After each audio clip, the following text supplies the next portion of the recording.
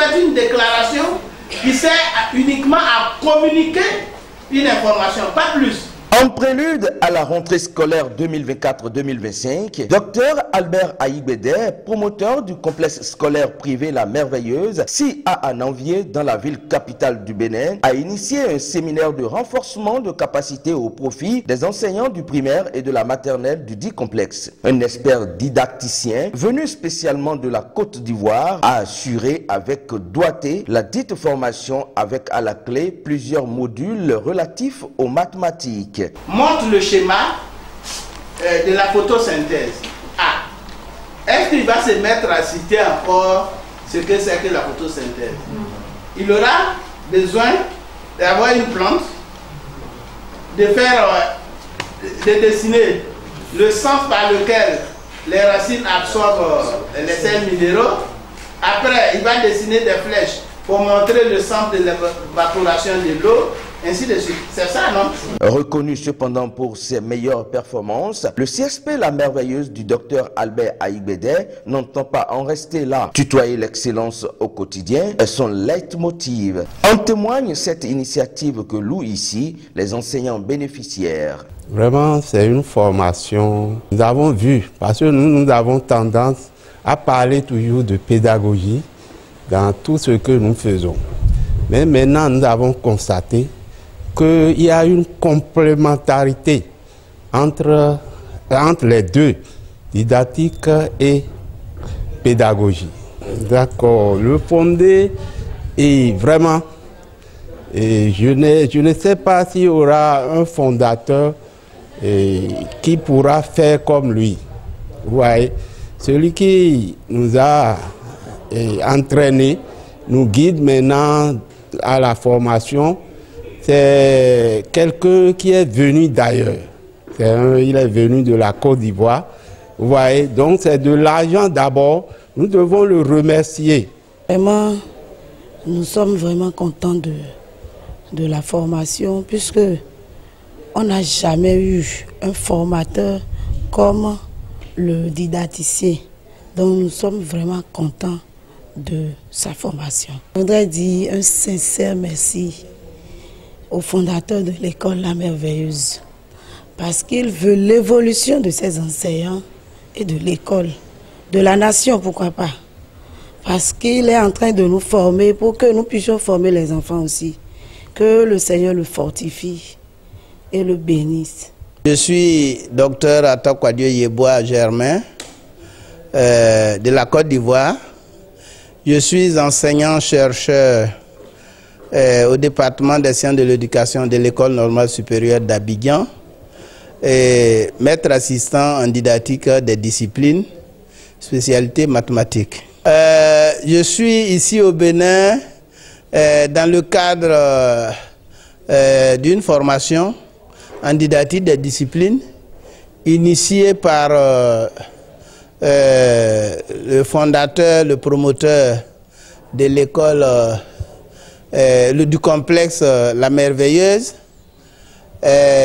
qui est d'abord au plan scientifique dans beaucoup de réseaux comme moi, parce que nous sommes connus récemment à la faveur du colloque international organisé par le laboratoire de recherche en didactique de l'École normale supérieure d'Abidjan, en collaboration avec la Société ouest-africaine de didactique, la SOADID, qui a eu lieu du 15 au 17 avril 2024 à Abidjan, à l'ENS. Et le professeur Albert Aïgbede a pris part et a même été élu au bureau, au comité exécutif, en qualité de responsable de la SOADID chargé des projets. Et bon, on a continué et il a vu lors de la présentation de ma communication un centre d'intérêt particulier pour l'enseignement préscolaire et primaire au niveau de la construction des savoirs mathématiques.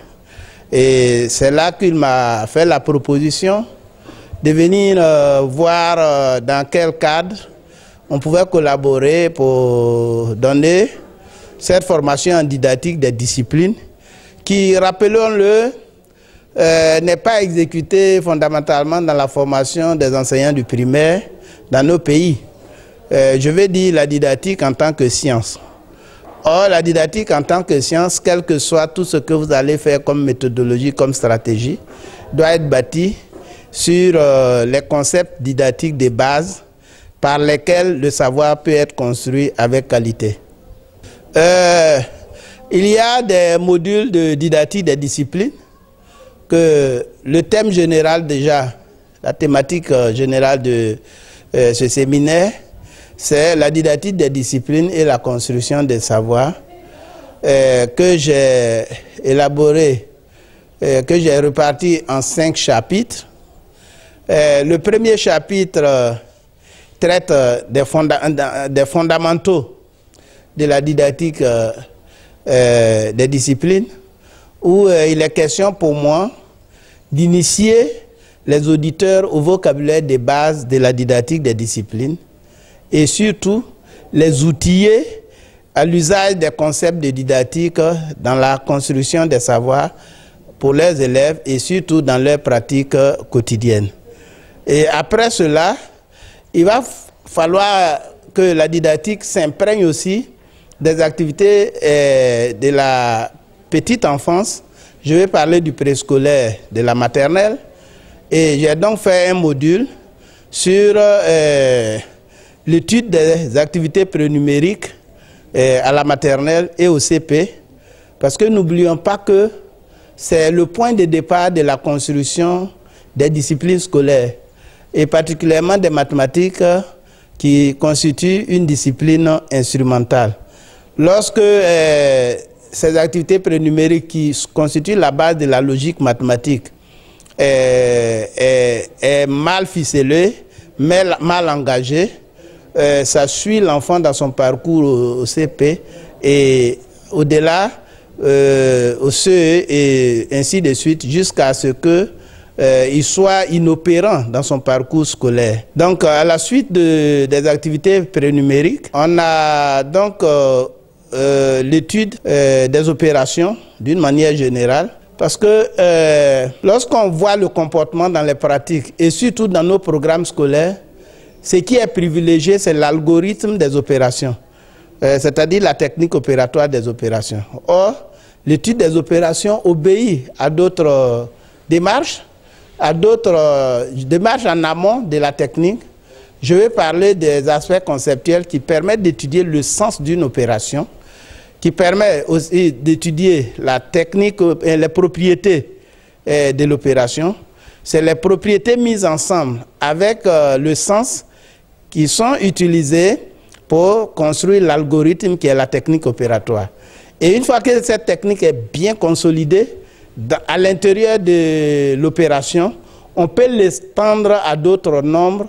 Je vais parler des décimaux, des nombres sexagésimaux, c'est-à-dire l'étude des durées, et aussi d'autres nombres tels que aussi les rationnels étudiés au CP à l'école primaire à travers les fractions. Donc le dernier chapitre pour nous, c'est le chapitre de la géométrie, l'étude de la géométrie. Et nous avons particulièrement ciblé l'étude des figures planes avec une étude de cas sur le rectangle. Et là encore, ce qu'il faut savoir, c'est qu'il y a une démarche. Souvent, les programmes ne mettent pas en lumière les propriétés de ces figures et privilégient les définitions et les constructions. Or, la définition utilise les propriétés qui sont de 3 ordres. Il y a les propriétés topologiques, c'est-à-dire les éléments constitutifs de la figure. Il y a les propriétés affines, c'est-à-dire toutes les propriétés qui sont liées au parallélisme sur la figure. Et il y a les propriétés métriques qui traitent des questions d'orthogonalité et des questions de mesure sur la figure. Donc, c'est quand on a bien installé cela qu'on les utilise maintenant pour faire une bonne définition qui pourrait utiliser une propriété métrique ou une propriété affine. Et on a l'impression que souvent, on peut combiner une propriété affine avec une propriété métrique pour vouloir construire un rectangle. Et ça fait de la surcharge didactique alors qu'une de ces propriétés-là, affine ou métrique, pouvait suffire. Donc c'est cet éclairage didactique que nous sommes venus apporter modestement en termes de renforcement des capacités. Et j'avoue que avant tout cela, on s'est permis aujourd'hui, depuis le début, surtout la première séance, de faire la distinction nette pour une fois entre la didactique en tant que science et la pédagogie en tant que science, deux sciences fondamentales en situation d'enseignement-apprentissage qui relèvent du grand champ des sciences de l'éducation. Et j'avoue que j'ai été très content de la réaction des auditeurs qui m'ont rassuré. Pourquoi c'est nécessaire? C'est parce que un enseignant qui pose un acte dans une situation d'enseignement doit être capable de lire la nature de l'acte. Et une fois que la nature de l'acte est connue, s'il y a des insuffisances dans la construction du savoir, cela lui permet fondamentalement de penser sa remédiation. Parce que dans les pratiques, on a des productions erronées, on veut entreprendre la remédiation. Ce qui a fait que la production erronée est de nature didactique, mais on pense à une solution pédagogique. Ou bien c'est des éléments pédagogiques qui ont provoqué l'erreur, mais on est en train de privilégier la voie didactique. Or, si l'enseignant est formé à distinguer la nature de l'acte, pédagogie ou didactique, il peut entreprendre une bonne remédiation pour la bonne construction du savoir. Je voudrais profiter de votre micro pour lancer un appel. Je vais dire que c'est une expérience que nous ouvrons, mais dans l'espace CAMES, cette mobilité est vraiment à encourager. C'est une expertise ivoirienne qui vient en terre béninoise. Je me suis imprégné des documents, des pratiques, par la description des enseignants, ce qu'ils font. C'est une autre lecture que moi j'ai en retournant en Côte d'Ivoire. Il y a du beau dedans qui pourrait servir en Côte d'Ivoire. Et donc, je profite de l'occasion pour que ces genres de partenariats continuent pour le bonheur de nos enseignants et surtout pour les bons résultats dans nos systèmes. Et vraiment, gratitude et remerciements renouvelés au professeur Albert qui travaille et permettez que je le souligne. Je suis venu, j'ai vu un monsieur qui a pour postulat l'école.